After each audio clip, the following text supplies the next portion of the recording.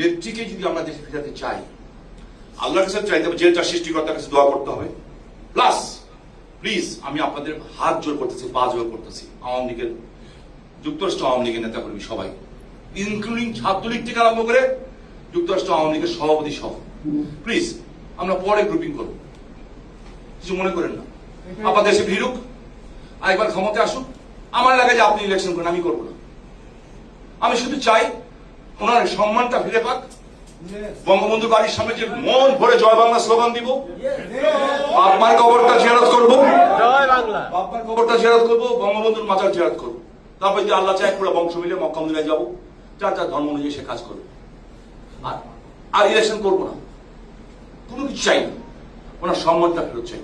আর ওনার সম্মান যদি ফেরত হয়, বাংলাদেশের মানুষকে যদি আবার দাঁড় করাতে হয়, বাংলাদেশের মানুষের অবস্থা প্রচন্ড খারাপ, প্রচন্ড খারাপ। অর্থনীতি ধস হয়ে গেছে, মধ্যবিত্ত নিম্ন মধ্যবিত্ত পরিবার রীতিমতো না খেয়ে আছে।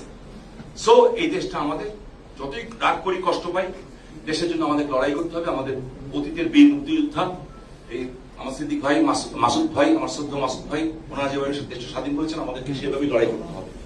সো আমি আশা করি যুক্তরাষ্ট্র আওয়ামী লীগ বিশ্বাস করেন, আমি, বাবু, মামা, আমার মতো 100 এমপি 100 মন্ত্রী মিলে যা করতে না পারবো, আপনারা যুক্তরাষ্ট্রে থাকেন, পৃথিবী চাবিকাঠি এই দেশ এখানে আছে।